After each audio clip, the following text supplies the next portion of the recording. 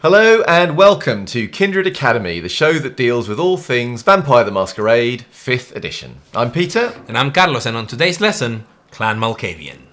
So whether it is because of their power to kind of predict the future or see more deeply into the human soul, or whether it is because they are being plagued by some kind of delusion, Malkavians tend to stand somewhat on the outside of things. And this is a clan that, unlike other clans, they don't have a very strong stereotype of the type of people they would go and embrace. Yes, there are some sort of guidelines, but anyone from any walk of life can become the target for a Malkavian to embrace. They usually target people that have either this sort of second sight and special abilities, also people with a lot of insight, or they just target the broken. People that just need that little extra push to take their thought process into a whole new dimension and, well, hopefully see things in a different perspective and more clearly.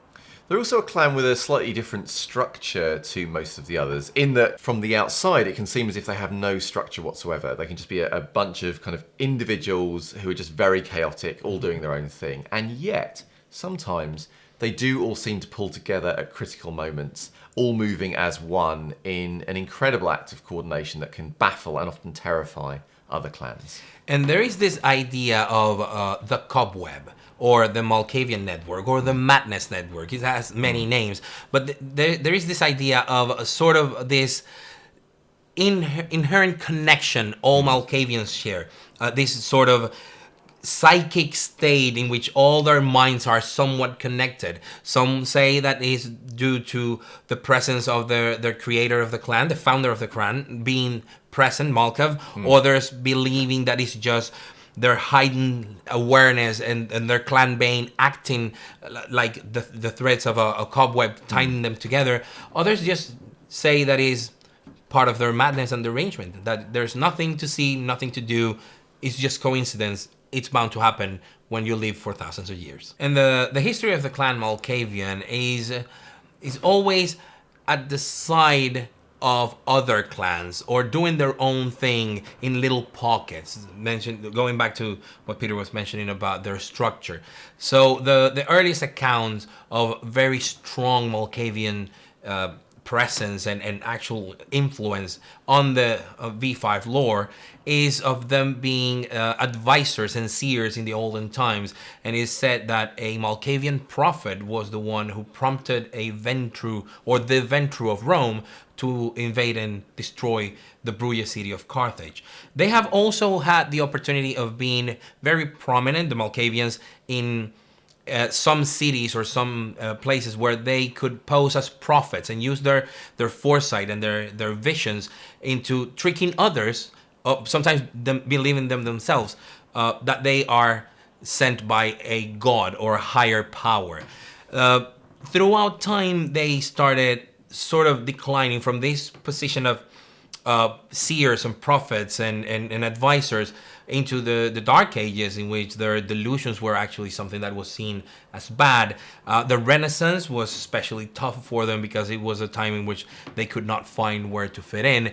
But the Victorian era brought a lot of different things that brought the clan upwards again, new inwards into Freud and Jung's psychology, and also a sort of revival of esotericism got them interested. So the Malkavians are still a clan that is very much at the forefront of whatever you can find in Camarilla cities. They were one of the clans that was for the creation of the Camarilla, and you can always see them still giving their visions and advice to others.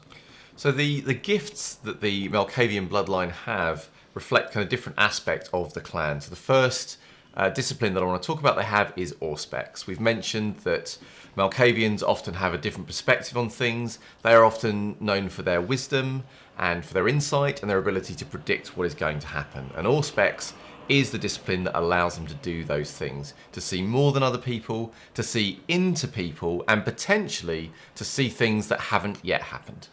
Yeah, another of the strengths of the Malkavian is that the use of dominate. So dominate is a very interesting discipline that allows this clan with all these perceptions of reality to sometimes share them with others, or get them to follow their lead. They sometimes practice and experiment on others people's psyche, and dominate is the way they would get mortals and kindred to do their bidding sometimes. And they also have obfuscate, because as a clan they are often overlooked and also quite capable of being unseen and moving around and even changing their appearance potentially with their perceptions if they need to. But perhaps also very exciting for the Malkavian clan is they have a lot of amalgam powers between those disciplines that allow them to do quite unique things that the others can't do. Yeah, and one of the first one would be an amalgam of dominate and obfuscate, which is dementation. It used to be in previous editions a discipline of its own. Now it is a dominant power that is pretty much the purview of the Malkavian, in which they they bring these sort of demons into other people's heads. They play and rise passions. They really mess with other people's heads. But it's very subtle. It's just through conversation. This is the insinuation of that potential latent madness in everybody that they rise up and make it bubble. And in addition to the gifts of the blood that they have, of course, we also have the other side of the clan, which is the Bane, the problem that they have. And the difficulty that this clan has is that of some kind of delusion or madness that plagues every member. Now, it's worth saying as a sort of note here that you have lots of different options available to you if you're playing a Malkavian. So, for example, you can simply take some kind of mental illness that exists in the real world and extrapolate it out to a character or a vampire that has that condition.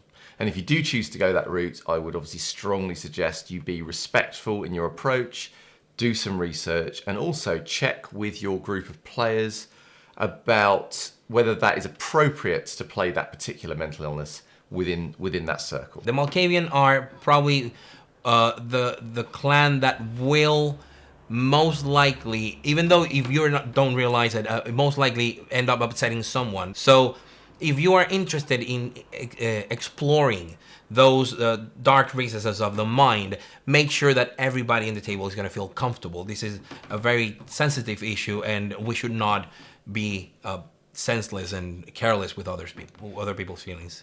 And at the other end of the spectrum, you can also have your clan Bane just being related around the fact that you are receiving visions or sensory information that most people don't. And so your view of reality can become fractured. And there are lots of different ways that you can investigate that. Indeed, one of the best things, in my opinion, about the Malkavians is, in addition to being a person dealing with being a vampire, you're also playing a person who is a vampire who is having to deal with whatever that affliction is, so whatever that skewed worldview is. And that can be a rich source of role-playing. And a couple of examples that we had come up with the Malkavian are, well, for example, using what we had on character creation, the cool concept approach. I thought of a chess player, a master chess player, someone who's amazing at what he does. And he would have a very analytical mind. Now, the Malkavian clan could be a good fit, or he could be a good fit for the Malkavian template would fit him very appropriately, because he would have this sort of insight into other people's intentions and their strategy and how to think ahead and prepare for it. So that could draw a potential sire. His clan Bane could be manifested in many ways. Seeing things always as a strategy, or having difficulty to grasp reality outside what he perceives to be a board of chess, and in which everybody is just a piece. So that's an idea.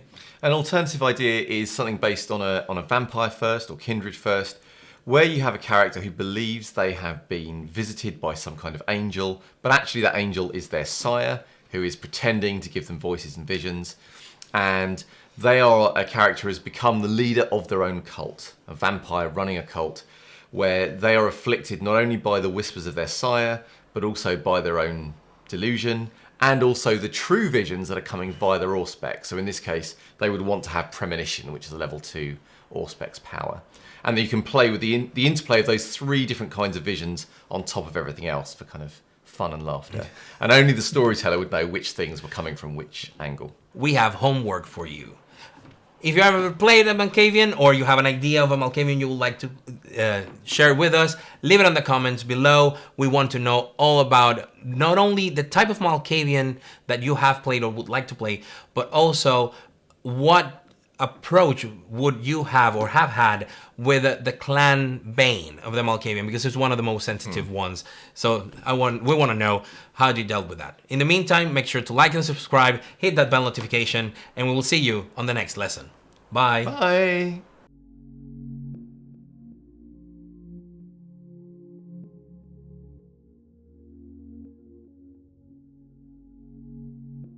I'm Carlos, and on today's lesson, I looked at it and I was half expecting it to fall again.